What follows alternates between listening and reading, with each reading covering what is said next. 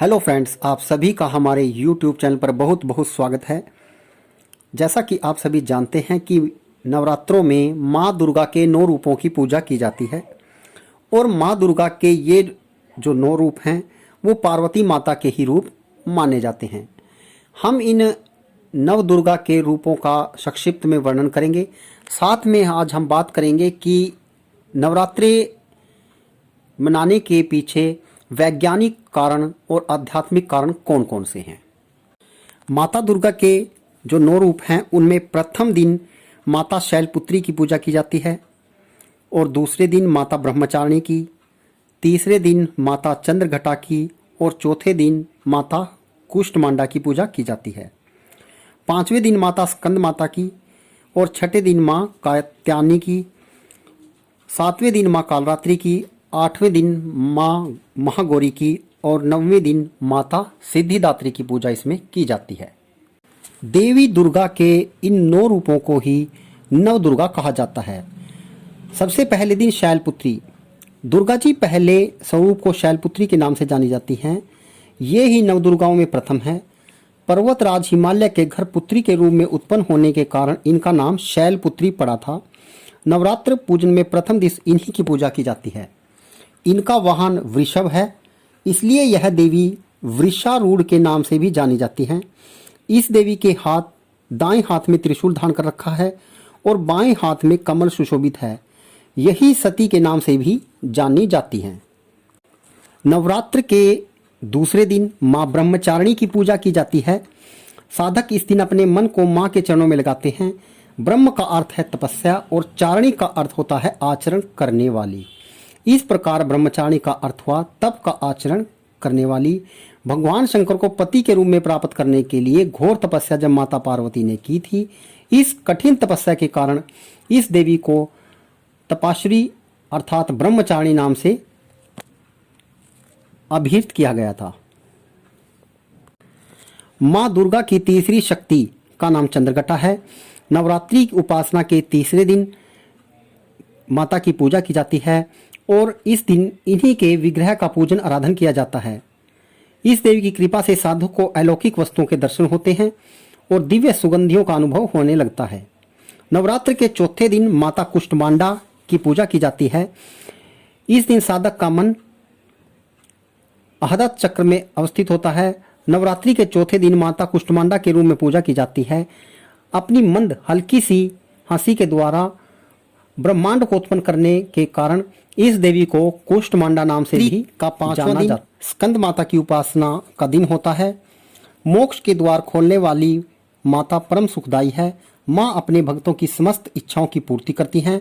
इस देवी की 4 भुजाएं हैं। यह दाईं तरफ की ऊपरी वाली भुजा से स्कंद को गोद में पकड़े हुए हैं। नीचे वाली भुजा से कमल का पुष्प है। बाईं तरफ ऊपर वाली भुजा में वर मुद्रा है और नीचे वाली भुजा में कमल पुष्प है। पहाड़ों पर रहकर संसारिक जीवों में नव चेतना का निर्माण करने वाली स्कंद माता नवरात्रि के 5वें दिन इस देवी की पूजा अर्चना की जाती है। कात्यायनी। माँ दुर्गा के छठे स्वरूप का नाम कात्यायनी है और इनकी उपासना और आराधना से भक्तों को बड़ी आसानी से धर्म, अर्थ, काम और मोक्ष चारों फलों की प्राप्ति हो जाती है और जन्मों के समस्त पाप नष्ट हो जाते हैं। माँ कात्यायनी अमोघ फलदायिनी है। भगवान कृष्ण को पति रूप पाने के लिए व्रज की गोपियों ने इन्हीं की पूजा की थी। माँ दुर्गा की 7वीं शक्ति कालरात्रि के नाम से जानी जाती है। दुर्गा पूजा के 7वें दिन माँ कालरात्रि की उपासना का विधान है। कहा जाता है कि कालरात्रि की उपासना करने से ब्रह्मांड की सारी सिद्धियों के दरवाजे खुलने लगते हैं और तमाम असुरी शक्तियां उनके नाम के उच्चारण से ही भयभीत होकर दूर भाग जाती हैं। माँ दुर्गा की 8वीं शक्ति का नाम महागौरी है।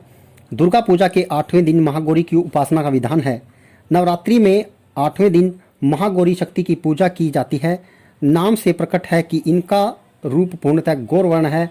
इनकी उपमा शंख, चक्र और कुंद के फूल से दी गई है। इनके ऊपर वाला दाहिना हाथ अभय मुद्रा है तथा नीचे वाला हाथ त्रिशूल धारण किए हुए है।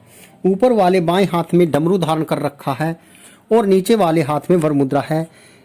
इनकी पूरी मुद्रा बहुत शांत है।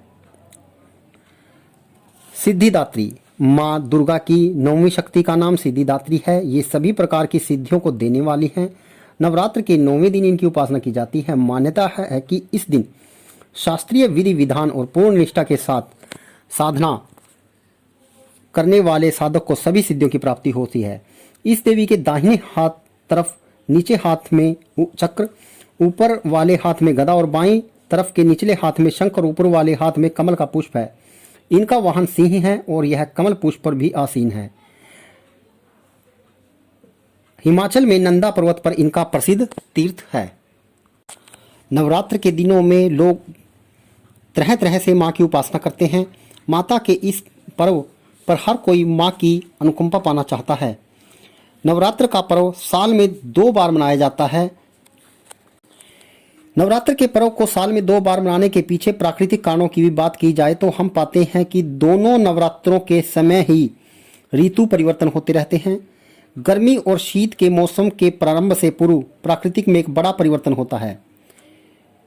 माना जाता है कि प्राकृतिक माता की इसी शक्ति के उत्सव के आधार मानते हुए नवरात्रि का पर्व हर्ष, उल्लास और आस्था का पर्व है। इस समय में ना तो मौसम अधिक गर्म होता है और ना ही मौसम अधिक ठंडा रहता है। इस समय यदि भौगोलिक आधार पर गौर किया जाए तो मार्च और अप्रैल के जैसे ही सितंबर और अक्टूबर के बीच के दिन भी दिन और रात की लंबाई लगभग समान होती है। नवरात्रों का समय साल में दोनों बार फसल पकने के अवधि के दौरान होता है।